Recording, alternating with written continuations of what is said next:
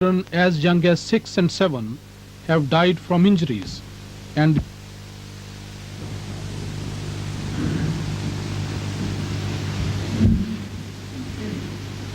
السلام علیکم ورحمۃ اللہ.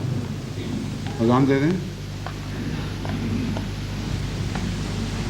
اللہ اکبر اللہ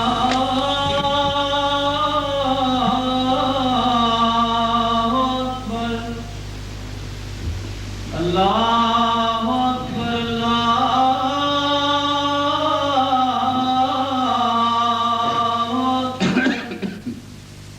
اشہد ان لا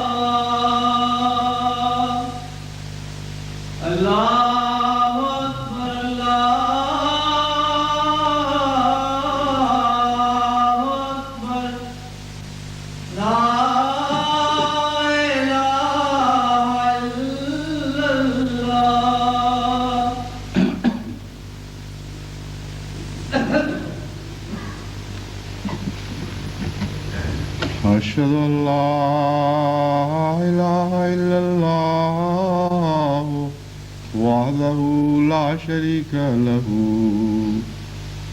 وأشهد أن محمدا عبده ورسوله. أما بعد فأعوذ بالله من الشيطان الرجيم. بسم الله الرحمن الرحيم. الحمد لله رب العالمين الرحمن الرحيم مالك يوم الدين. إياك نعبد وإياك نستعين.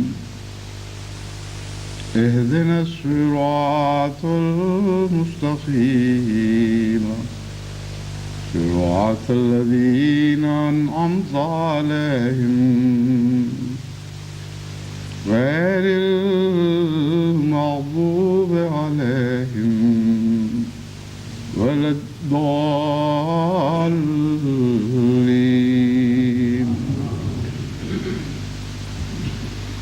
يا أيها الذين آمنوا هل أدلكم على تجارة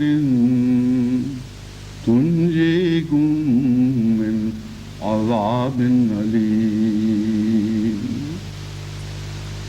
تؤمنون بالله ورسوله وتجاهدون في سبيل الله بأموالكم وأنفسكم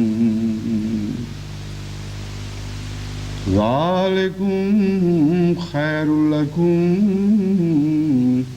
إن كنتم تعلمون. يغفر لكم ذنوبكم ويدخلكم جنات تجري جنات تجری من تحتها الانہار ومساکن طیبۃ فی جنات عدن ذالک الفوز العظیم۔ سورہ صف آیات 11 تا 12۔ آج اللہ تعالیٰ کے فضل کے ساتھ جماعت احمدیہ بنگلہ دیش کا سالانہ جلسہ اپنے اختتام کو پہنچ رہا ہے، اور بنگلہ دیش کے امیر صاحب نے اس خواہش کا اظہار کیا تھا تمام جماعت کی طرف سے کہ اس خطبے میں ان کے جلسے کو بھی آج کے خطبے کا حصہ بنا لیا جائے، اور بیک وقت جمعہ بھی ہوگا اور ساتھ ہی ان کے جلسے میں تمام عالمی جماعتوں کی شمولیت بھی۔ انشاءاللہ اس موضوع پہ ابھی میں آپ سے مخاطب ہوں گا، لیکن اس سے پہلے میں اللہ تعالیٰ کے اس فضل کا ذکر ایک دفعہ پھر کرنا چاہتا ہوں جو خدا تعالیٰ نے جماعت احمدیہ کے عالمی جلسوں کی صورت بنا دی ہے۔ اتنا گہرا اور اتنا اللہ تعالیٰ کے فضل کے ساتھ انقلابی اثر پیدا ہو رہا ہے جماعتوں پر کہ اس کے متعلق کوئی وہم اندازہ کتنا بھی کیا جاتا، اتنا اندازہ نہیں تھا کہ خدا تعالیٰ اس نئی صورت میں کتنی برکت رکھ دے گا اور کتنا غیر معمولی فائدہ جماعتوں کو پہنچے گا۔ بہت سے خطوط جو ملتے ہیں ان کا کبھی کبھی میں مختصر ذکر کرتا ہوں، لیکن اب یہ ذکر میری استطاعت سے بہت آگے نکل گیا ہے۔ پہلے عموماً جو خطوط ملا کرتے تھے وہ ہزاروں کی تعداد میں بھی صحیح، لیکن اکثر و بیشتر انہی لوگوں کے تھے جو خط لکھنے کے عادی ہیں، اور اب جو نیا دور شروع ہوا ہے اس میں بکثرت ایسے نئے احباب کی طرف سے اور خواتین اور بچوں کی طرف سے خطوط ملنے لگے ہیں جو ٹیلی ویژن پر خطبہ دیکھنے سے پہلے خطوں کا رابطہ نہیں رکھتے تھے، اور بہت ہی زیادہ گہرے اثر کے نتیجے میں انہوں نے اپنے خیالات اور جذبات اور ان پاک تبدیلیوں کا ذکر کیا ہے جو اس اللہ کے فضل کے نتیجے میں ظاہر ہونا شروع ہوئی ہیں۔ مجھے ایک بات کی سمجھ نہیں آیا کرتی تھی کہ ٹیلی ویژن پر تو یہاں بھی خواتین دیکھتی ہیں اور الگ انتظام ٹیلی ویژن کے ذریعے دیکھنے کا یورپ میں تو عام ہے، تو آخر یہ ٹیلی ویژن پہ اتنا زیادہ اثر کیوں پڑتا ہے؟ مجھے فون پر میری بیٹی فائدہ نے جو آج کل پاکستان گئی ہوئی ہے اس نے بتایا کہ میں پہلے یہ حیران ہوا کرتی تھی کہ آپ کن باتوں کا ذکر کرتے ہیں، وہ کیا اثر ہے، لیکن پاکستان آ کر جب میں نے پہلی دفعہ خطبہ دیکھا ہے تو بیان نہیں کر سکتی کہ کیسا اثر تھا۔ یوں لگتا تھا کہ واقعتاً آپ آسمان سے اتر آئے ہیں اور سامنے ظاہر ہو گئے ہیں۔ کہ سب بچے بڑے عورتیں جو ساتھ تھی خواتین تھیں، کہتے ہیں یوں ٹکٹکی لگا کے دیکھ رہی تھیں جیسے ایک حیرت انگیز واقعہ، ایک معجزہ ان کے سامنے رونما ہوتا ہے۔ تو دراصل یہ صرف ٹیلی ویژن کا قصہ نہیں ہے، ٹیلی ویژن پہ دور دراز کے لوگوں کو دیکھنے کی سب دنیا کو عادت پڑ چکی ہے، کوئی بڑی بات نہیں رہی۔ یہ اللہ کا احسان ہے، یہ خدا تعالیٰ کا خاص اعجاز ہے جو جماعت کے حق میں اس نے دکھایا ہے کہ اس روزمرہ عام چیز میں ایسی غیر معمولی طاقت پیدا کر دی ہے کہ جو دلوں میں انقلاب برپا کر رہی ہے۔ تو اس احسان کا ہمیں ہمیشہ ذہن میں رکھ کر اللہ تعالیٰ کی حمد کے گیت گانے چاہیے۔ اس ضمن میں بعض اور باتیں بلکہ کئی اور باتیں ہیں جو انشاءاللہ آئندہ کسی خطبے میں بیان کروں گا، کیونکہ یہ جو آج کل جماعت احمدیہ نئے دور میں داخل ہوئی ہے اس کی پرانے صحیفوں میں خوشخبریاں دی گئی تھیں، اور امت محمدیہ میں بھی بہت سے بزرگوں نے بڑی واضح پیشگوئیاں فرمائی تھیں کہ یہ واقعہ ہوگا اور امام مہدی کے زمانے میں ہوگا۔ اس سلسلے میں مختلف احباب جماعت جو خطوط لکھ رہے ہیں ان میں بہت سے ذوقی نقطے بھی ہیں جو ان کے دل کو پسند آ گئے، لیکن دنیا کے سامنے ایک واضح ثبوت کے طور پر پیش نہیں کیے جا سکتے۔ لیکن بعض ایسے قطعی شواہد بھی ہیں جن کے متعلق کوئی انسان جو تعصب سے پاک ہو شک نہیں کر سکتا کہ کھلم کھلا یہ الہی نوشتے تھے جو پورے ہو رہے ہیں۔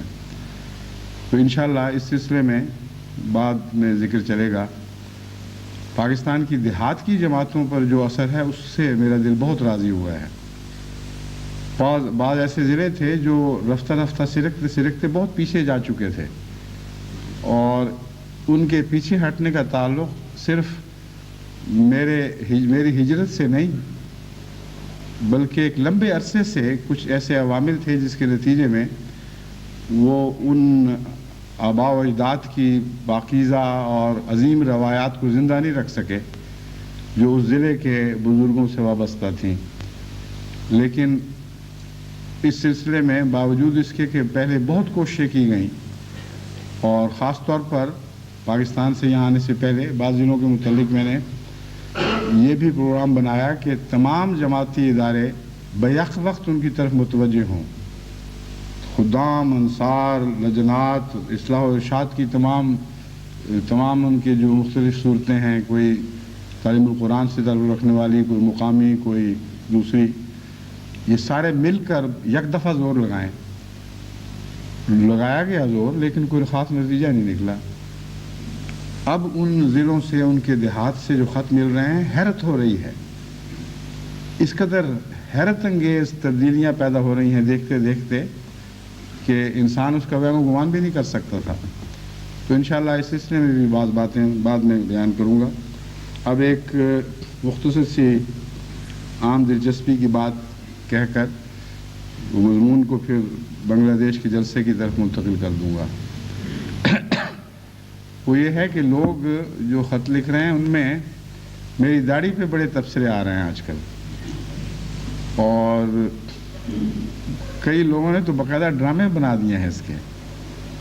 ایک نوجوان نے خط لکھا کہ ہم نے آپ کو کالی داڑھی والا بھجوایا تھا، ہائے اس ملک کا جس نے آپ کے ساتھ یہ سلوک کیا کہ آپ کے بال سفید کر دیے، اور آدمی کس کس بات کا رونا روئے۔ ان کو میں بتاتا ہوں کہ آپ کے ملک سے سفید داڑھی لے کے آیا تھا اور کچھ وسمہ اور خضاب بھی ساتھ لایا تھا، پھر اس ملک کا خضاب استعمال شروع کیا۔ لیکن خضاب سے جوانی کا کوئی تعلق نہیں ہے۔ بعض لوگ یہ تو نہیں کہتے اس طرح کھلے کھلے بعض لفظوں میں، لیکن یہ کہہ دیتے ہیں کہ آپ بہت بزرگ لگنے لگ گئے ہیں، اور ماشاءاللہ ایک اور سا رنگ آ گیا ہے۔ بعض کہہ دیتے ہیں بہت کمزور لگنے لگ گئے ہیں۔ تو یہ بعض ایسے تعلقات ہوتے ہیں جن میں انسان کھل کر صاف بات کہہ نہیں سکتا۔ تو کہنا یہ چاہتے ہیں کہ بوڑھے ہو گئے ہو تم، اور بہانے بناتے ہیں مختلف۔ اس پر مجھے اپنے ملک کا مزاج یاد آ گیا کہ عام طور پر تو سادہ لفظ بہت اچھا ہے۔ نیک صاف فطرت والے لوگ جن میں کوئی تصنع نہ ہو ان کو سادہ کہا جاتا ہے، مگر ہمارے ملک کا رواج یہ ہے کہ کسی بڑے آدمی کو بیوقوف کہنا ہو تو اس کو بھی سادہ کہتے ہیں، کہتے ہیں بڑے سادہ ہیں ہمارے فلاں صاحب، مطلب یہ کافی بیوقوف آدمی ہے۔ تو سیدھا سادہ بوڑھا کہو یہ کیا مطلب ہوا کہ بزرگ لگنے لگ گئے ہو، یہ ہے وہ ہے۔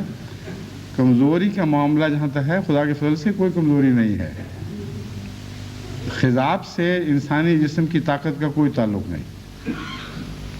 آپ کو کوئی تقویت ملتی ہوگی مجھے دیکھ کر، میری ذات کو خضاب سے کبھی کوئی تقویت نہیں ملی تھی، اور اللہ کے فضل سے میں اسی طرح صحت مند ہوں جس طرح پہلے تھا۔ وہی اگر کوئی کمزوریاں پہلے تھیں تو اب بھی ہیں، اللہ ان کو بھی دور فرما دے۔ تو گھبرائیں نہیں، یہ جو رنگ بدلنا ہے یہ تو اتفاقی قدرتی چیزیں ہیں، اللہ فضل فرمائے۔ صحت کے لیے دعا کیا کریں، اللہ تعالیٰ سب ذمہ داریوں کو ہمت کے ساتھ ادا کرنے کی توفیق بخشے۔ بنگلہ دیش کے پیغام کے سلسلے میں نے اسی آیت کو آج موضوع بنایا ہے جس کی پچھلے خطبے میں بھی تلاوت کی تھی، انہی آیات کو، اور مضمون پوری طرح بیان نہیں ہو سکا تھا۔ بنگلہ دیش بہت ہی بڑے ابتلا میں سے، بلکہ بار بار ابتلاؤں میں سے گزرا ہے، اور ان پر اللہ تعالیٰ کا خاص فضل ہے کہ باوجود اس کے کہ جماعت چھوٹی اور دیکھنے میں کمزور ہے، مگر ایمان اور ہمت اور استقلال اور بہادری میں اور ثابت قدمی میں دنیا کی کسی جماعت سے پیچھے نہیں، بلکہ اکثر جماعتوں سے آگے قرار دیا جا سکتا ہے۔ اتنے بڑے بڑے بوجھ اس حیرت انگیز طریق پر جماعت نے اٹھائے اور ہمت سے مسکراتے ہوئے بغیر خوف کے اظہار کے بڑے بڑے خوفوں سے گزر گئے، اور بڑے بڑے نقصانات کے رونے نہیں روئے، اور اللہ کے حمد کے گیت گاتے ہوئے اس بات پر شکر کرتے ہوئے کہ خدا نے ہمیں توفیق بخشی اور استقامت عطا فرمائی، وہ جماعت آگے سے آگے بڑھتی چلی جا رہی ہے، اور ہر ابتلا کا فوری نتیجہ خدا کے غیر معمولی فضلوں کی صورت میں ان پر ظاہر ہو رہا ہے، اور ہر وہ کوشش جو ان کو کمزور بنانے کی جا رہی ہے وہ ان کو پہلے سے بہت زیادہ طاقتور بنا کر نکالتی ہے۔ یہ تو ایک عمومی سلوک ہے خدا کا جو سب الہی جماعتوں سے ہوا کرتا ہے، لیکن جیسے کہتے ہیں جتنا گڑ ڈالو گے اتنا میٹھا ہوگا، تو وہ اپنی قربانیوں میں گڑ بہت ڈالتے ہیں ماشاءاللہ، اور ویسے بھی ان کو میٹھے کی بہت عادت ہے، اس لیے یہ محاورہ گڑ والا ان پر خاص صادق آتا ہے، کیونکہ مشٹی تو ان کی خاص کمزوری ہے۔ اور میں بھی جب سفر پہ جایا کرتا تھا بنگلہ دیش میں تو مصیبت پڑی ہوتی تھی، اتنا میٹھا کھلاتے تھے کہ ناقابل برداشت ہو جاتا تھا، اور ان کے لیے عام خاطر تھی اور ہمارے لیے ایک وہ مشکل بن گئی تھی۔ مگر قربانیوں کا جہاں تک تعلق ہے اس میں جتنا میٹھا ڈالیں سب اچھا ہے، کیونکہ وہ میٹھا تو منظور ہی منظور ہے، اور اللہ تعالیٰ کے فضل کے ساتھ آپ کی قربانیوں کو بہت جلد پھل عطا فرماتا ہے۔ بنگلہ دیش کے اوپر میں یہ دعا کرتا ہوں اس آیت میں دیے گئے سارے وعدوں کا اطلاق ہو، ان آیات میں دیے گئے سارے وعدوں کا اطلاق ہو جن کا ذکر تفصیل سے ملتا ہے۔ میں نے گزشتہ خطبے میں بیان کیا تھا کہ عام طور پر قرآن کریم میں جہاں قربانیوں کا ذکر ملتا ہے وہاں اس سے ملتی جلتی جزا کا بھی ذکر ہے، اور بالعموم مضمون مثبت جزا سے تعلق رکھتا ہے، لیکن اس آیت میں منفی رنگ میں جزا کا ذکر ہے۔ مثلا فرمایا یا ایھا الذین آمنوا ھل ادلکم علی تجارۃ تنجیکم من عذاب علیم، ہم تمہیں ایک ایسی تجارت کی خبر نہ دیں جو تمہیں دردناک عذاب سے بچائے گی۔ بعض قرآن کریم کی آیت میں صرف مثبت وعدوں کا ذکر ہے، مثلا فرمایا ان اللہ اشتری من المؤمنین انفسہم واموالہم بان لہم الجنہ، کہ خدا نے مومنوں سے ان کے اموال، جانوں کا اور ان کے اموال کا سودا کر لیا ہے، بان لہم الجنہ، اس کے بدلے ان کو جنت عطا ہوگی۔ اب ان دونوں آیات کے مضامین اس طرح ملتے جلتے ہیں کہ تجارت کی جو تفصیل بیان فرمائی وہ یہ ہے تجاہدون فی سبیل اللہ باموالکم وانفسکم، تم خدا کی راہ میں مجاہدہ کرو اپنے اموال کے ذریعے اور انفس کے ذریعے۔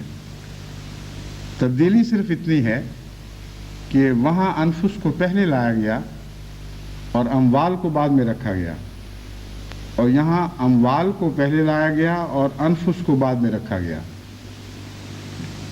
اس مضمون میں بہت گہرائی ہے، قرآن کریم میں جب ترتیب بدلی جاتی ہے تو بہت گہرے مطالب کو پیش نظر رکھ کر بدلی جاتی ہے۔ اس سلسلے میں پھر دوبارہ بات کروں گا۔ ایک تیسرا طریق قرآن کریم کا یہ ہے کہ دونوں کا اکٹھا ذکر فرماتا ہے، موقع اور محل کے مطابق قربانی کا ذکر فرما کر اس کی جزا بعض شر سے بچانے کی صورت میں بھی دیتا ہے اور وعدہ فرماتا ہے، اور بعض عطاؤں کی صورت میں بھی اس کا ذکر کرتا ہے، جیسا کہ فرمایا ان الذین قالوا ربنا اللہ ثم استقاموا تتنزل علیہم الملائکۃ الا تخافوا ولا تحزنوا وابشروا بالجنۃ التی کنتم توعدون، کہ وہ لوگ جو یہ کہتے ہیں کہ ہمارا رب صرف خدا ہے، ہر دوسرے رب کا انکار کر دیتے ہیں۔ یہ اس آیت میں ایسا مضمون ہے جو شامل ہے، یعنی بظاہر کھلے کھلے لفظوں میں نہیں فرمایا گیا لیکن بالکل واضح طور پر اس میں شامل ہے۔ صرف ربنا اللہ نہیں کہتے بلکہ ہر غیر اللہ کی ربوبیت کا انکار کرتے ہیں۔ ثم استقاموا، پھر وہ استقامت اختیار کر جاتے ہیں۔ استقامت کا مضمون دراصل بتا رہا ہے کہ غیر اللہ کا انکار انہوں نے کیا ہے، ورنہ خالی آپ ہمارا رب کرتے رہیں تو دنیا کو کیا مصیبت پڑی ہے، کیا سودا اٹھا ہے کہ آپ کے پیچھے پڑ جائے۔ دنیا اپنی ربوبیت کے انکار کے نتیجے میں غصہ دکھاتی ہے، جب ان سے آپ مستغنی ہوتے ہیں اور صرف خدا کے ہو جاتے ہیں، غیروں کے سامنے جھکنے سے انکار کر دیتے ہیں، تب آپ کے خلاف مخالفتوں کی مہمیں چلائی جاتی ہیں۔ تو اس لیے اس مضمون میں یہ بات شامل ہے۔ اس کا نتیجہ کیا ہے؟ فرمایا تتنزل علیہم الملائکۃ الا تخافوا، ربنا اللہ خالی کہنے میں تو کوئی خوف وارد نہیں ہوا کرتے، جب غیر اللہ کا انکار کرتے ہیں تو پھر ہر طرف سے خوف گھیر لیتے ہیں، اور وہ خوف کچھ طبعی ہیں اور کچھ مصنوعی۔ طبعی یہ کہ جب آپ رب صرف خدا کو بنا لیں اور غیر سے مدد مانگنا چھوڑ دیں، اس میں یہ ایک ایسا مضمون ہے جو بڑے لمبے سفر کا حال بیان کرتا ہے۔ غیر اللہ سے ربوبیت کا تعلق توڑنا کوئی ایسی بات نہیں ہے جو اچانک واقعہ ہو جائے۔ وہ لوگ جو غیر اللہ سے ربوبیت کا تعلق توڑ کر اللہ کی ربوبیت میں آتے ہیں، وہ ایک لمبے سفر میں لمبا سفر اختیار کرتے ہیں، آہستہ آہستہ لمبے عرصے تک تھوڑا تھوڑا تعلق توڑا جاتا ہے پہلے، اور پھر ایک ایسا مقام آتا ہے جہاں انسان سمجھتا ہے کہ خدا ہی رب ہے اور کوئی رب نہیں، اور اس وقت پھر خوف سامنے دامنگیر ہو جاتے ہیں۔ وہاں پہنچ کر انسان سمجھتا ہے کہ اگر میں نے فلاں بات کے لیے جھوٹ نہ بولا تو میرا یہ رزق کا ذریعہ ختم ہو جائے گا، فلاں بات کے لیے فلاں چالاکی نہ کی تو میرا یہ رزق کا ذریعہ ٹوٹ جائے گا، دھوکہ نہ دیا تو یہ نقصان پہنچے گا، فلاں بدی نہ کی تو یہ نقصان پہنچے گا۔ یہ وہ طبعی مقامات خوف ہیں جن کا اس آیت میں ذکر موجود ہے۔ اس وقت جو لوگ ان خوفوں کو آنکھوں میں آنکھیں ڈال کر رد کر دیتے ہیں کہ باوجود اس کے ہمیں کوئی پرواہ نہیں، ہم نے جس کو رب بنانا تھا اور اس کو رب بنا لیا ہے، اس لیے اے جھوٹے ربوب، اے مصنوعی خداؤ، تم ہماری نظر سے دفع ہو جاؤ، ہمیں تمہاری آئندہ کبھی کوئی ضرورت پیش نہیں آئے گی۔ یہ وہ مقام ہے جس پر فرشتے نازل ہوا کرتے ہیں۔ دوسرا ہے جب غیر آپ کے اموال کو نقصان پہنچاتے ہیں، وہ آپ کی دکانیں جلاتے، آپ کے گھروں کو آگے لگاتے اور آپ کی ساری عمر کی محنت کی کمائیاں چھین کے لے جاتے ہیں، اس وقت غیر اللہ کی طرف سے یہ بتایا جاتا ہے کہ تم کیا کہتے تھے خدا ہمارا رب ہے، خدا ہمارا رب ہے، اب ہم جو کچھ تمہارے پاس تھا ہم لے گئے ہیں تم سے، اب بتاؤ دیکھیں تمہارا رب تمہارا کیا کرتا ہے۔ اس وقت پھر یہ مضمون صادق آتا ہے، اللہ تعالیٰ فرماتا ہے تتنزل علیہم الملائکۃ، ان پر فرشتے نازل ہوتے ہیں، کیا پیغام لے کر؟ اللہ تخافوا ولا تحزنوا، دیکھو جو ہو چکا، اب تم ہماری حفاظت میں آ گئے ہو۔ لا تخافوا، کوئی خوف غیر اللہ کا نہیں کرنا۔ اس کے دو معنی ہیں، ایک تو یہ کہ بعض لوگوں کو حفاظت کا وعدہ دیا جاتا ہے اور اس کے بعد حالات تبدیل کر دیے جاتے ہیں، اور ایک یہ معنی ہے کہ جو کچھ یہ کر گزرے دلیری کے ساتھ ان چیزوں کو برداشت کرو، جب خدا کو اپنایا ہے تو اس کی خاطر پھر قطعاً غیر کے خوف کی ضرورت ہی کوئی نہیں۔ چنانچہ شہداء کا یہی حال ہوتا ہے۔ حضرت سید عبداللطیف شہید، ان پر بھی تو فرشتے نازل ہو رہے تھے، ان سے بھی تو خدا ہم کلام تھا، لیکن بظاہر ان کا خطرہ ٹالا نہیں گیا، لیکن ان کو ایک ایسی بے خوفی عطا کی گئی جس کا دور نزدیک ایک روپ طاری ہو گیا تھا۔ ایک عیسائی جو وہاں کا سب سے بڑا انجینئر تھا، یعنی انگلستان سے گیا ہوا تھا، اس نے اپنی کتاب میں اس کا حال نقشہ کھینچا ہے، اور اس حیرت سے کھینچا ہے کہ معلوم ہوتا ہے مرتے دم تک اس کے دل پر اس بات کا اثر تھا کہ ایسا بے خوف انسان تھا، ایسا نڈر تھا۔ وہ مرتے وقت ان کی فکر میں مبتلا تھا، ان کو کہہ رہا تھا کہ خدا کا تمہیں عذاب نہ پکڑ لے۔ بس لا خوف علیہم کا ایک یہ بھی معنی ہے، ولا خوف علیہم ولا لا تخافوا ولا لا تخافوا ولا تحزنوا، اور لا تحزنوا کے مقام سے تو وہ اوپر جا چکے ہوتے ہیں، وہ سب کچھ گوا کے بھی خوش رہتے ہیں اور پرواہ ذرہ بھی پرواہ نہیں کرتے۔ یہ تو تھے نا منفی رنگ میں وعدے یا ان کی کیفیت کا بیان۔ بعد میں اللہ تعالیٰ فرماتا ہے وَأَبْشِرُوا بِالْجَنَّةِ الَّتِي كُنْتُمْ تُوعَدُونَ،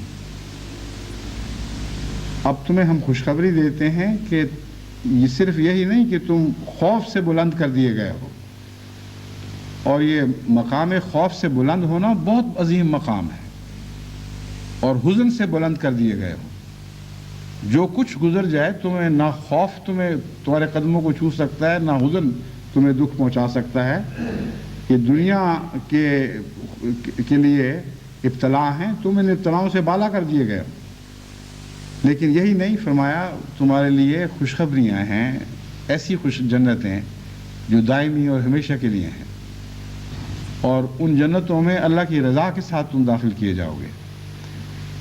تو اس آیت میں دونوں مضامین بیک وقت بیان ہوئے ہیں، لیکن جن آیات میں ایک ہی مضمون ہے بظاہر، در حقیقت اس کے سیاق و سباق، ان آیات کے سیاق و سباق کو دیکھیں تو لازماً ہمیشہ دونوں طرح کے مضامین وہاں اکٹھے دکھائی دیں گے۔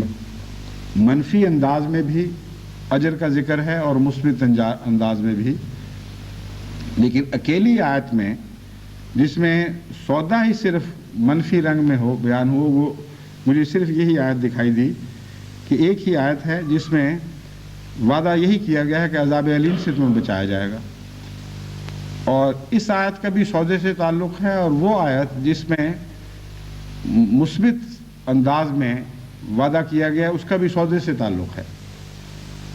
اور دونوں میں فرق صرف یہ ہے کہ ایک جگہ قربانی میں جان کی قربانی کو پہلے رکھا گیا ہے، اور دوسری میں اموال کی قربانی کو پہلے رکھا گیا ہے۔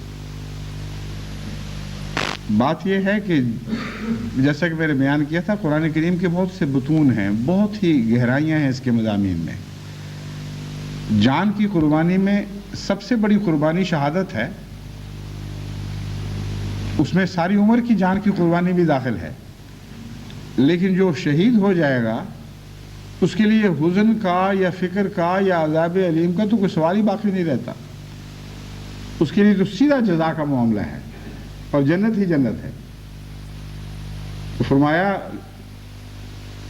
تمہیں ہم ان اللہ اشتری من المؤمنین انفسهم واموالهم بان لهم الجنہ، وہ لوگ جو خدا سے اپنی جانوں کا سودا کر لیتے ہیں اور اموال کا سودا کر لیتے ہیں اور بیعت اس بات پر کرتے ہیں، ان کے لیے جنت ہے۔ یہاں جنت کا ذکر انفس کے پہلے ذکر کے نتیجے میں لازمی تھا، مان بعد اگر انفس کی قربانی اپنی انتہائی شکل میں قبول ہو جائے تو اس کا نتیجہ کیا نکلنا چاہیے؟ جنت ہی جنت۔ لیکن اگر اموال پہلے ہیں تو یہ ایک لمبا سلسلہ قربانیوں کا ہے، اموال جاتے ہیں اور کئی قسم کے مصائب انسان پر توڑے جاتے ہیں، کئی قسم کے مظالم کیے جاتے ہیں اور جانیں بھی تلف ہوتی ہیں، لیکن ایک لمبی زندگی کی کشمکش ہے۔ اس لیے اس کشمکش میں عذاب علیم کے نظارے دنیا میں دیکھے جاتے ہیں اور دکھائے جاتے ہیں، تو پہلے عذاب علیم سے بچنے کی خوشخبری دی گئی ہے، بعد میں اگلی آیت میں مثبت مضامین بھی بیان ہوئے ہیں، اور حقیقت یہ ہے کہ جو اجر تفصیل کے ساتھ اس آیت میں بیان ہوا ہے وہ کسی پہلو کو باقی نہیں چھوڑتا، اور اس آیت کا جماعت احمدیہ سے بڑا گہرا تعلق ہے، کیونکہ یہ سورہ صف کے آخر پر ہے، اور سورہ صف میں حضرت اقدس محمد مصطفیٰ صلی اللہ علیہ وآلہ وسلم کی ذلی آمد ثانی کا احمد نام کے ساتھ ذکر موجود ہے۔ حضرت محمد مصطفیٰ صلی اللہ علیہ وآلہ وسلم کی خوشخبری حضرت عیسیٰ علیہ السلام نے احمد نام سے دی تھی، جو آج تک بائبل میں موجود ہے، اگرچہ تحریف کر کے اس کو غلیہ بگاڑنے کی کوشش کی گئی اس لفظ کے، لیکن حقیقت یہ ہے کہ تمام محققین اپنے دل سے جانتے ہیں کہ یہاں ذکر احمد ہی کا ہے، یعنی حضرت محمد مصطفیٰ صلی اللہ علیہ وآلہ وسلم کا۔ دھوکے سے اور تلبیس کے ذریعے اس کو چھپانے کی کوشش بھی کریں تو حقیقت چھپ نہیں سکتی۔ احمد محمد مصطفیٰ ہی کا دوسرا نام ہے، لیکن عجیب خدا کے کلام کی شان ہے کہ مسیح سے وہ نام دلوایا جو آخری زمانے میں محمد رسول اللہ کی ایک اور شان کی صورت میں دنیا میں جلوہ گر ہونا تھا۔ شان محمدی نے پہلے زمانے میں جلوہ دکھانا تھا، اور شان احمدی نے بھی ایک جلوہ پہلے زمانے میں دکھانا تھا، لیکن دوسرے وقت میں جب کہ آخرین کا زمانہ آنا تھا اس میں صرف شان احمدی نے ظہور کرنا تھا، اور مسیح کے منہ سے وہ نام نکلوایا جس نے مسیح کی آمد ثانی کی صورت میں بھی پورا ہونا تھا۔ بڑا ہی فصیح و بلیغ کلام ہے۔ تو جماعت احمدیہ کا سورہ صف کے ساتھ ایک گہرا تعلق ہے، اور جماعت احمدیہ بنگلہ دیش جس شان کے ساتھ اپنی ذمہ داریوں کو ادا کر رہی ہے اور جس اخلاص کے ساتھ ثبات قدم سے ابتلاؤں کو برداشت کر رہی ہے اور نیکیوں میں آگے بڑھ رہی ہے، اس وجہ سے میں نے اسی آیت کو آج ان کے جلسے کے لیے موضوع بنایا، تاکہ ان کو پتہ لگے کہ قرآن کریم میں ان کا ذکر موجود ہے۔ بظاہر کہنے کو تو یہاں یہ ذکر نہیں کہ ڈھاکہ چار بخشی بازار میں یہ ہوگا یا وہاں برہمن بڑیا میں فلاں بات ہوگی، لیکن امر واقعہ یہ ہے کہ قرآن کریم نے جو نقشے کھینچے ہیں کہ خدا کی خاطر کیا کیا تکلیفیں اٹھائی جاتی ہیں وہ یہاں موجود ہیں، اور اس کی جزا جو دی جاتی ہے وہ بھی ذکر ہے۔ فرمایا تجاہدون فی سبیل اللہ باموالکم وانفسکم، جو کچھ بھی مصیبتیں تم پر ٹوٹیں، جو مظالم تم پر توڑے جائیں، تم ثابت قدمی کے ساتھ اپنے اموال کی قربانی بھی پیش کرتے چلے جاتے ہو اور جانوں کی قربانی بھی پیش کرتے چلے جاتے ہو۔ چنانچہ وہاں جس قسم کے نہایت ہی ہولناک حالات پیدا کیے گئے ہیں برہمن بڑیا میں مثلا اور ڈھاکہ فور بخشی بازار میں، اس میں ان حالات کے نتیجے میں بڑے بڑے بہادروں کا بھی پتا پانی ہو سکتا تھا، اور بڑے بڑے دلیر کے رہنے والے بھی خوف زدہ ہو سکتے تھے، مگر چھوٹے بچے کیا اور مرد کیا اور بڑے کیا، سب نے ایسا عظیم صبر کا اور استقامت کا نمونہ دکھایا ہے۔ اس دلیری کے ساتھ سامنے ان خوفوں کی آنکھوں میں آنکھیں ڈال کر جھجکے بغیر اپنے آپ کو پیش کر دیا ہے، اور ظالموں نے ان کو اس طرح پیٹا ہے جس طرح کسی بوری مٹی کے ڈھیر پر چھوٹے برسائے جا رہے ہوں، اور اف نہیں کی، چیخیں نہیں ماری، شور نہیں بچایا، منتیں نہیں کی، اور کسی قسم کی بھی کمزوری کا اظہار نہیں کیا۔ ان میں جو بوڑھے بھی تھے وہ بھی جاں بلب ہو گئے تقریباً، اور جو جوان اور بچے تھے بہت بری طرح پیٹے گئے، بہت دردناک طریق پر ان کو مارا گیا، یہاں تک کہ بعض دیکھنے والوں نے جب دیکھا، غیر احمدیوں نے بھی، تو بعد میں تعجب کا اظہار کیا کہ اتنے بچ کس طرح گئے، کیونکہ جس حال میں وہ چھوڑ کر گئے تھے بظاہر بچنے کی کوئی صورت نہیں تھی، لیکن جو خوبی کی بات میں بیان کر رہا ہوں بنگلہ دیش کی جماعت کی، ان کی بہادری ہے. ذرہ بھر بھی انہوں نے وحشت نہیں دکھائی، خوف کا اظہار نہیں کیا، اور اللہ کے فضل سے بڑے محبت اور پیار کے ساتھ خدا کی خاطر ان دکھوں کو برداشت کیا. ان کے سامنے ان کی تمام لمبے عرصے کی قربانیوں کا پھل جو بخشی بازار کی عمارت کی صورت میں تھا، اور اس میں مختلف قیمتی فرنیچر بھی سجا ہوا تھا، مختلف کمرے تھے، مختلف رہائش جگہوں کی جگہیں بھی تھیں، مسجد بڑی سجائی گئی تھی، بہت خرچ کیا گیا تھا، لائبریری تھی، قرآن کریم تمام دنیا کی نہیں تو دنیا کی بڑی بڑی زبانوں میں ترجمہ شدہ وہاں سجایا گیا تھا. ان سب چیزوں کو اپنے سامنے آگ لگتے، جلتے، برباد ہوتے ہوئے دیکھا بظاہر، لیکن قطن وبیلا نہیں کیا. اور بعد میں بھی جو مجھے وہاں سے خط ملے ہیں، ان سے پتہ چلتا ہے کہ خدا نے اپنے فضل سے غیر معمولی طور پر اس جماعت کو اس اخلاص اور استقامت عطا فرمائے ہیں، اور یہ کوئی معمولی بات نہیں، غیر معمولی طور پر بنگال کی جماعتوں نے خدا کی راہ میں ثابت قدمی دکھائی ہے، اس میں کوئی شک نہیں ہے. ایک احمدی خاتون کے متعلق مثلا مجھے خط ملا کہ جب ان کو خبر ملی، ان کا کوئی عزیز، کوئی رشتہ دار، کوئی تعلق والا وہاں نہیں تھا، اور جب ان کو پتہ لگا کہ کتنے خوفناک حالات ہیں اور کس طرح بری طرح مارا پیٹا جا رہا ہے اور تقریباً ذبح کر کے چھوڑ گئے ہیں لوگ، تو ان کا پہلا رد عمل یہ تھا کہ بغیر کسی سے بات کیے فوراً رکشہ پکڑا اور کہا میں کیوں محروم رہوں، میں وہاں پہنچوں گی اور میں بھی دفاع میں حصہ لوں گی. چنانچہ جب وہ پہنچی ہیں تو وہاں سب ہنگامہ ختم ہو چکا تھا، اور پہنچ کر انہوں نے وہاں جو لوگوں کو دیکھا جو کچھ زخمی تھے، کچھ دوسرے، انہوں نے کہا کہاں ہیں وہ لوگ جو مار رہے تھے، میں بھی تو اسی لیے آئی ہوں. تو ان کو بتایا گیا کہ یہ سب تو معاملہ ختم ہو چکا ہے، اب تو زخمی اسپتال جا رہے ہیں، جو کچھ آگے تھی وہ ٹھنڈی ہو گئی، کچھ ٹھنڈی کی جا رہی ہیں. تو بنگال کا ذکر خیر، احمدیت کی، بنگالی احمدیوں کا اور ان کی استقامت کا اور اخلاص کا ذکر خیر تاریخ احمدیت میں ہمیشہ کے لیے سنہری لفظوں سے محفوظ ہونا چاہیے. اور اس کی جزا جو جماعت کو ملے گی اس کے متعلق میں آپ کو اس آیت کے حوالے سے بتاتا ہوں کہ کیا کیا انہوں نے خدا کے حضور کیا کیا چیز اللہ تعالیٰ کے حضور وہ پہلے ہی کما چکے ہیں خدا کے فضل کے ساتھ، اور آئندہ انشاءاللہ اس تجارت کے اور بھی بہت سے پھل ان کو ملنے والے ہیں. فرمایا ہے تؤمنون باللہ ورسولہ وتجاہدون فی سبیل اللہ باموالکم وانفسکم ذالکم خیر لکم ان کنتم تعلمون. کاش تمہیں پتہ ہوتا کہ اس میں تمہارے لیے کیا کیا بھلائیاں مضمر ہیں. یغفر لکم ذنوبکم، پہلی جزا یہ بتائی کہ تمہارے گناہ بخشے جائیں گے. تو کتنی خوش نصیب وہ جماعت ہے جو استقامت کے ساتھ اس ابتلا سے گزر جائے جس کی جزا کے طور پر سب سے پہلا اعلان یہ ہو رہا ہے کہ کسی گناہ کے متعلق فکر نہ کرو، تمہارے سارے گناہ ہم نے بخش دیے ہیں.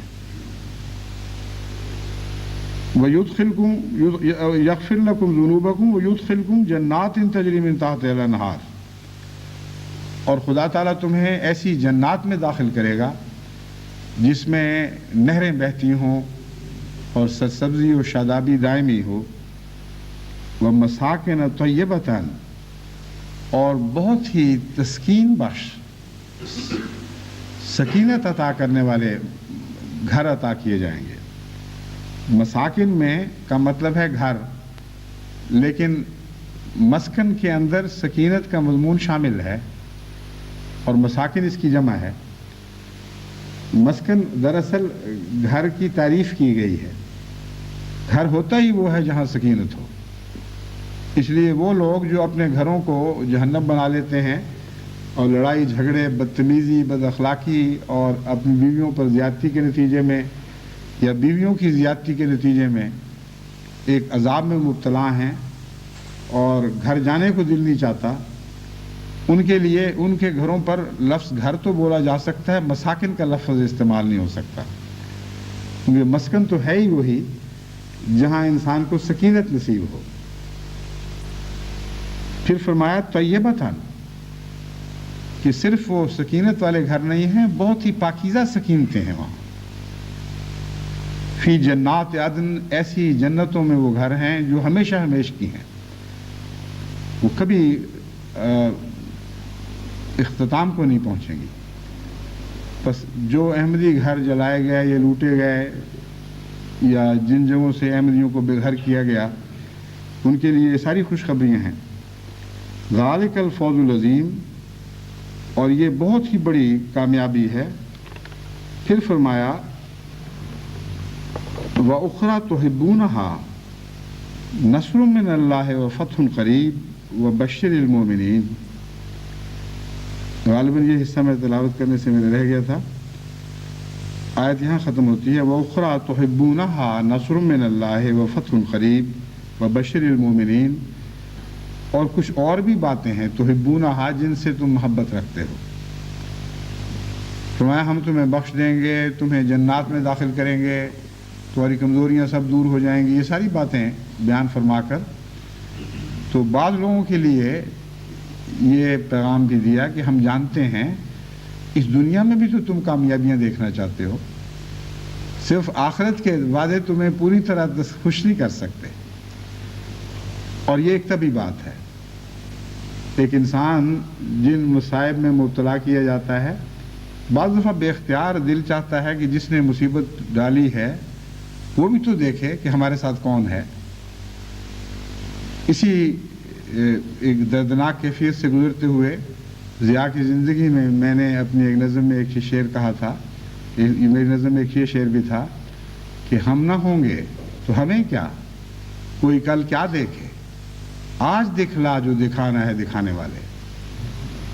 ایسی دردناک حالت کو ہم پہنچ چکے ہیں کہ اگر یہ ظالم اسی طرح جو کچھ کر رہا ہے کرتا ہوا نکل گیا اور ہنستے ہوئے نکل گیا، تو کل ضرور خدا اپنی نصرت کے نمونے جماعت، اپنے نصرت کے نشان جماعت کو دکھائے گا، اور جماعت کے دشمنوں کی ذلت کے نظارے بھی دنیا کو دکھائے گا.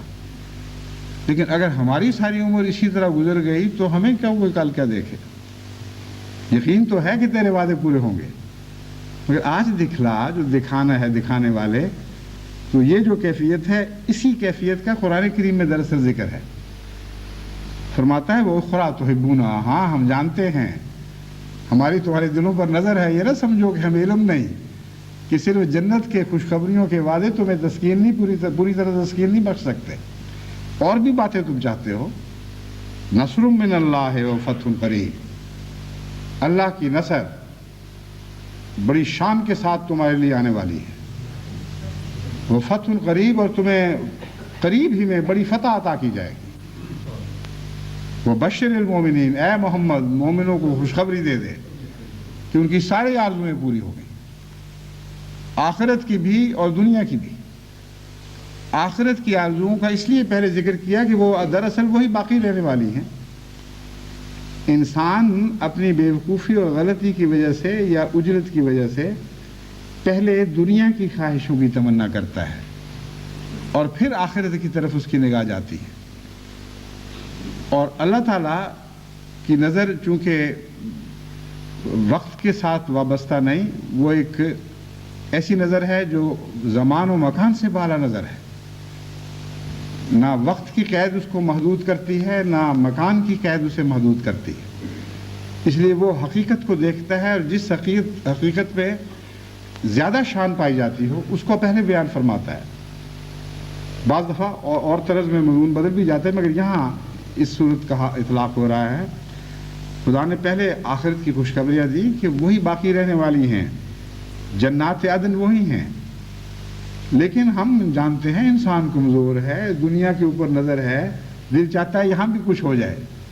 تو فرمایا فکر نہ کرو، یہاں بھی کچھ ہوگا، تمہیں ضرور نصر عطا کی جائے گی، ضرور فتوحات تمہارے قدم چومیں گی.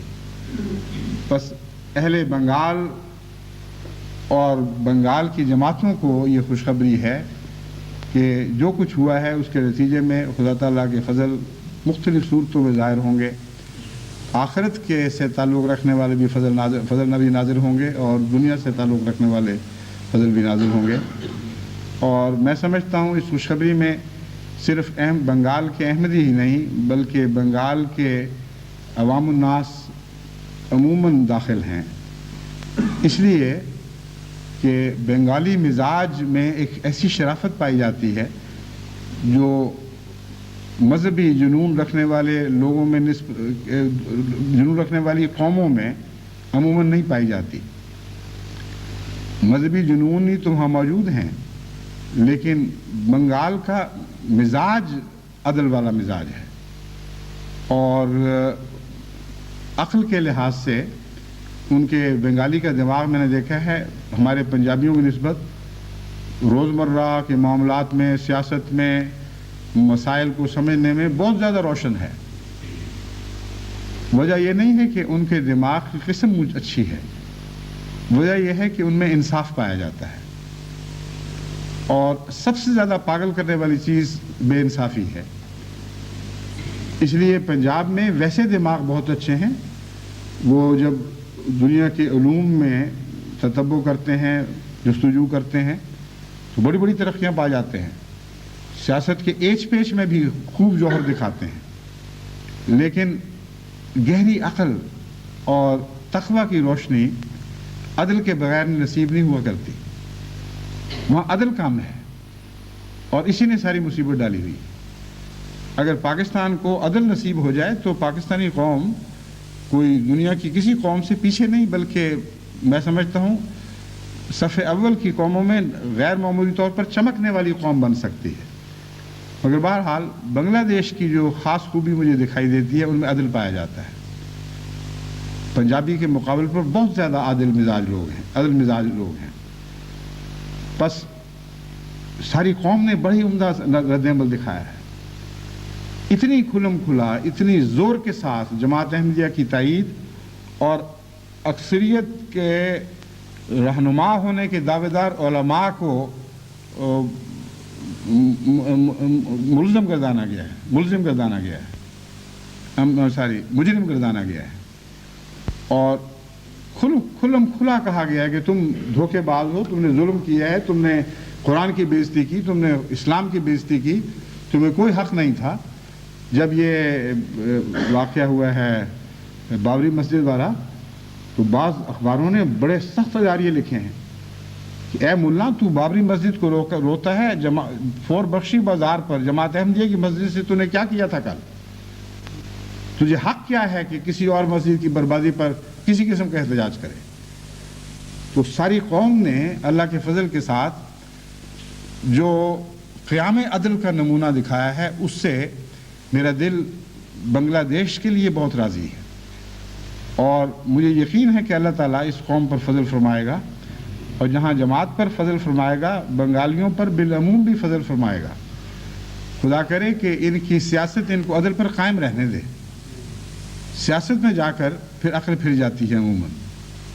اب ساری بنگالی قوم نے ہمدردی کی ہے، جرأت کے ساتھ جماعت کی تائید کی ہے، لیکن حکومت کو اتنی بھی توفیق نہیں ملی کہ پھوٹے لفظوں سے افسوس کا اظہار کر دے۔ کوئی معذرت، کوئی کسی قسم کی شرمندگی کا احساس اگر دلوں میں ہوگا تو بیان کہنے کی جرأت پیدا نہیں ہوئی۔ لیکن بنگالی قوم سے کوئی شکوہ نہیں، بنگلہ دیشیوں نے غیر معمولی شرافت کا نمونہ دکھایا ہے۔ اللہ تعالیٰ انہیں بہترین جزا دے۔ میں اس لیے بیان کر رہا ہوں کہ آپ سب بھی ان کے لیے دعائیں کریں۔ اب میں مختصراً مالی امور سے متعلق ایک دو باتیں بیان کرنا چاہتا ہوں۔ اللہ تعالیٰ کے فضل سے جماعت کو غیر معمولی مالی قربانی کی جو توفیق مل رہی ہے وہ ہر میدان میں اپنے رنگ دکھا رہی ہے۔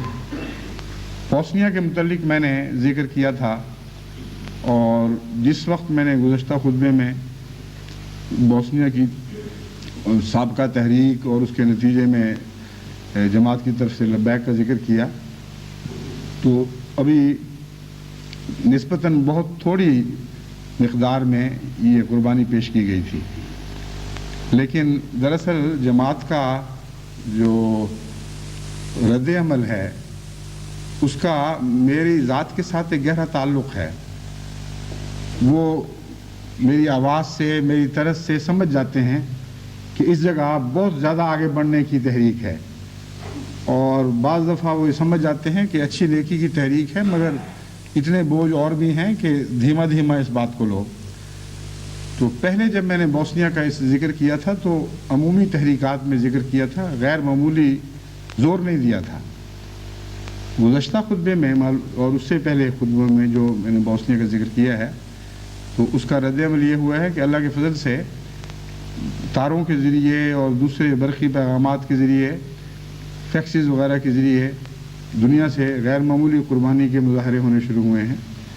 اور خود انگلستان میں ہی دوسرے ہی روز ایک خاتون مجھ سے ملنے آئیں، اپنے سارے خاندان کی طرف سے 6,000 پاؤنڈ کا چیک پیش کیا، اور راولپنڈی سے ایک مخلص احمدی ڈاکٹر نے $10,000 کا چیک بھجوا دیا، اور 1,000 5,000 بہت سے اس قسم کے قربانی کے وعدے، بلکہ نقد ادائیگیاں، اور پھر زیوروں کی صورت میں عورتوں کی طرف سے غیر معمولی اخلاص کے اظہار ہونے شروع ہوئے ہیں، جن کے نتیجے میں دل کی گہرائیوں سے ان سب کے لیے دعا نکلتی ہے۔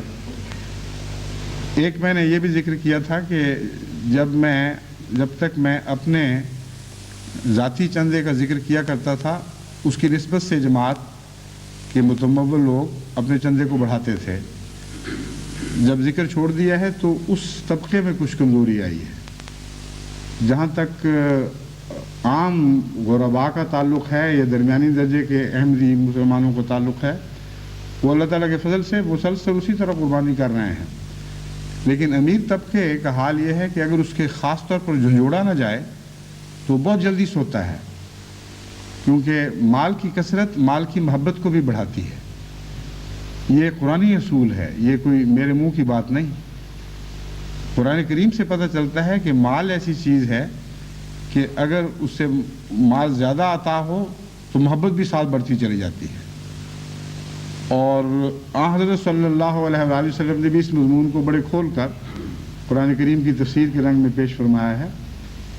ابن آدم کا پیٹ کوئی چیز نہیں بھر سکتی، حل میں مزید کا عالم ہے۔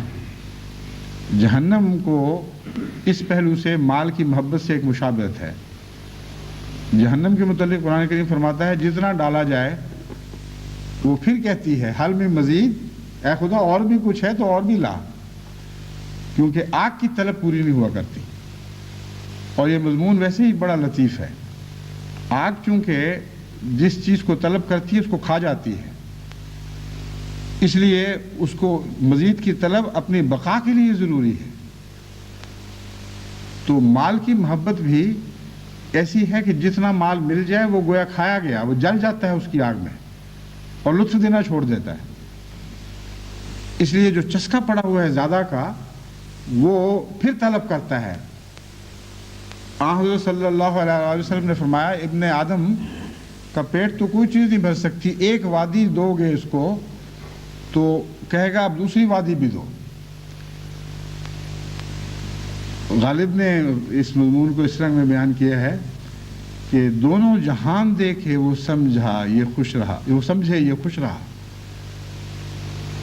خدا نے ہمیں دونوں جہان دے دیے اور سمجھا کہ ہم خوش ہو گئے۔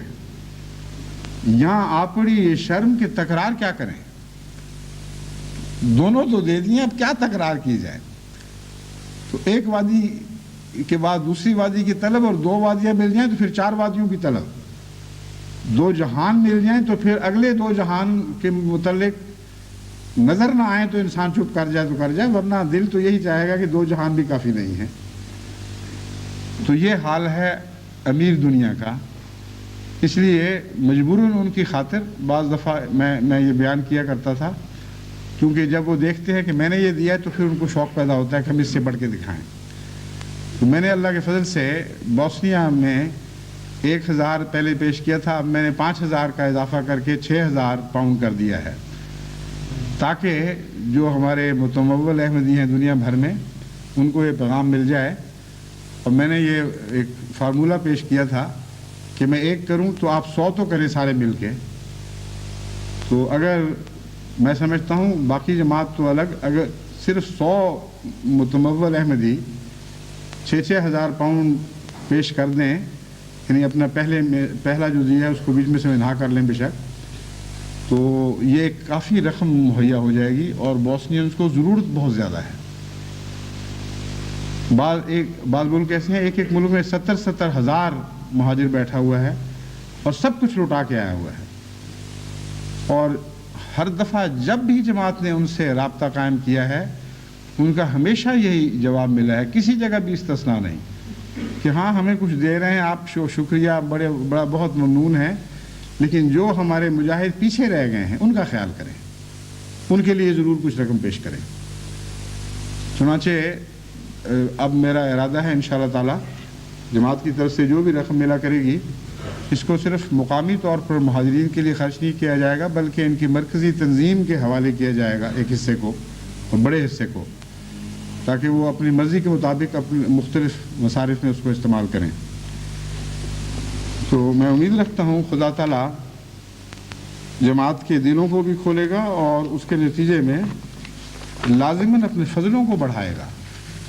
جو یہ بات ہے یہ ہے تو بڑی پختہ اور یقینی، لیکن اس کے ساتھ منسلک کر کے قربانی نہیں کرنی چاہیے، لیکن یہ میں آپ کو یقین دلاتا ہوں کہ قربانی آپ کریں گے تو آپ کی قربانی خدا کے ہاں اس دنیا میں ہی بڑھا کر واپس کی جائے گی۔ قرض حسنہ کا متعلق میں پہلے بیان کر چکا ہوں، اللہ تعالیٰ کسی کا قرض رکھتا نہیں ہے، اور اس دنیا میں بھی بڑھا کے دیتا ہے اور اس دنیا میں بھی بڑھا کے دیتا ہے۔ ایک احمدی بزرگ کا میں نے ذکر کیا تھا گزشتہ خطبے میں، انہوں نے خط کے ذریعے اپنے ایک نواسے کو نصیحتیں کی ہوئی تھیں، اس میں اپنے کچھ تجربے بیان کیے تھے کہ جب میں مالی قربانی کرتا ہوں تو یہ مجھ سے ہوتا ہے، تم بھی ہمیشہ مالی قربانیوں کے میدان میں آگے بڑھنا۔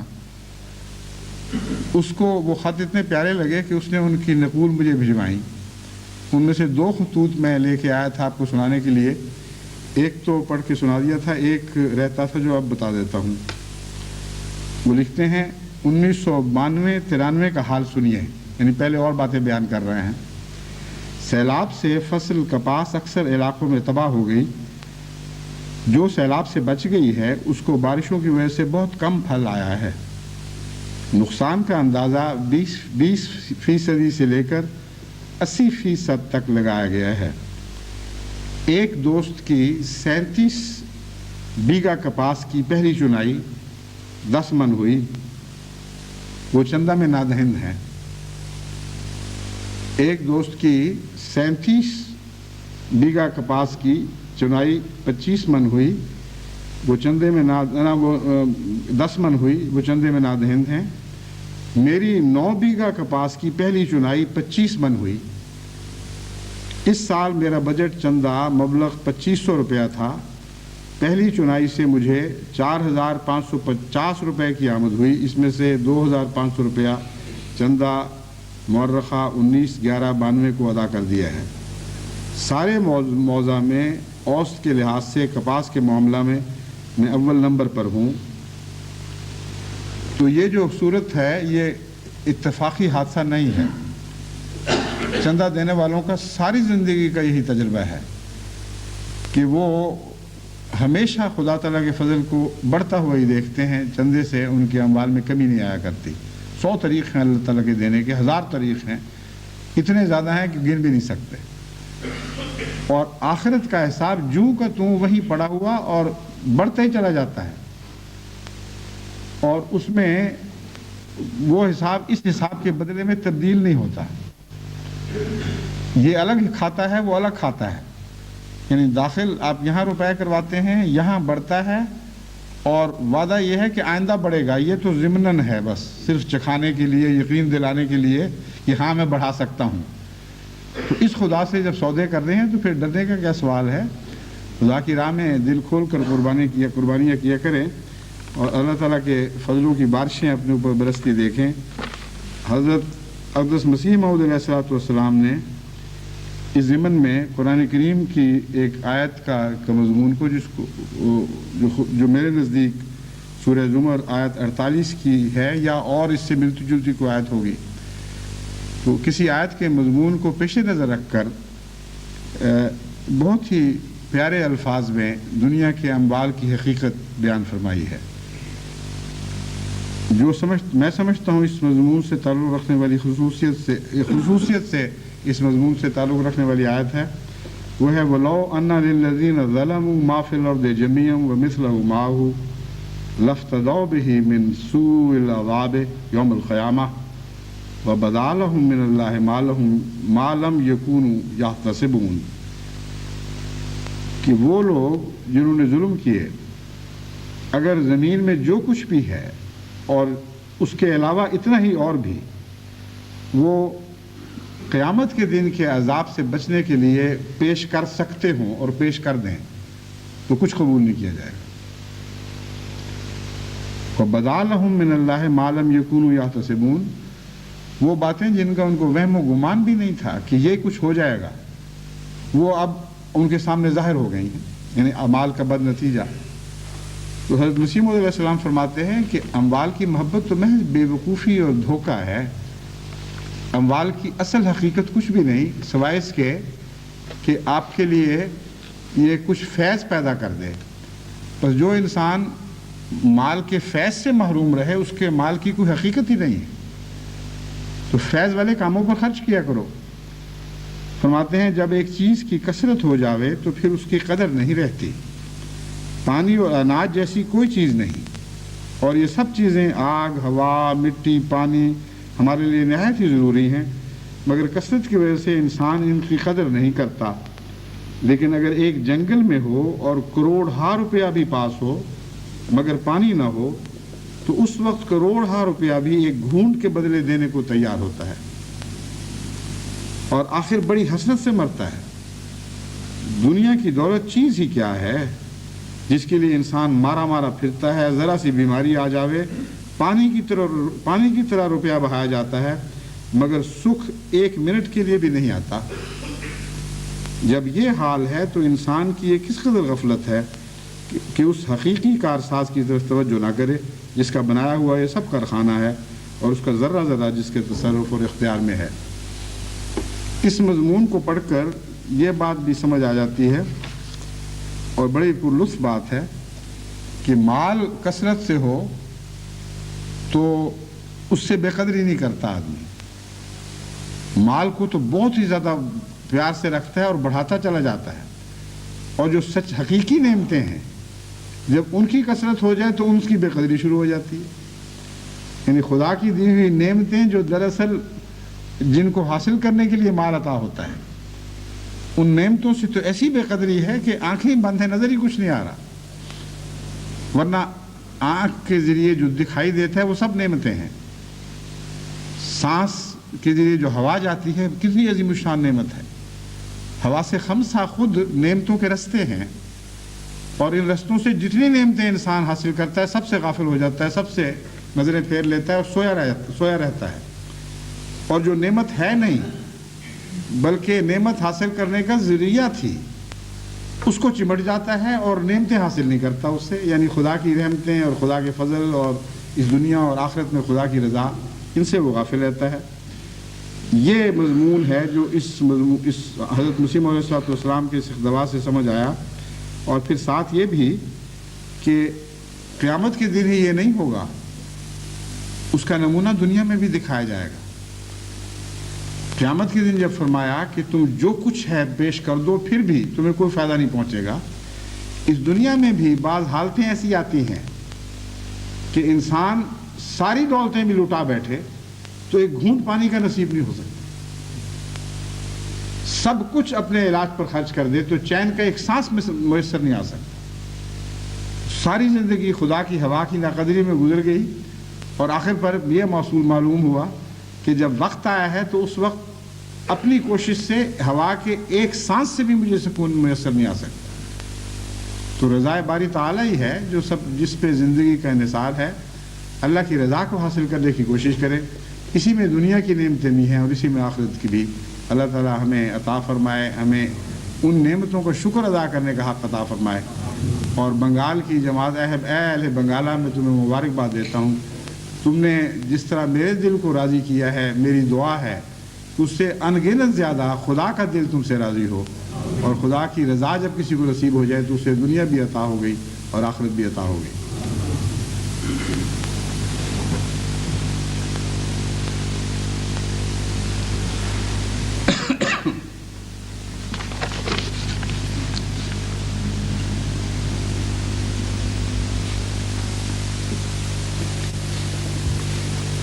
الحمد لله نحمده ونستعينه ونستغفره ونؤمن به ونتوكل عليه ونعوذ بالله من شرور أنفسنا ومن سيئات أعمالنا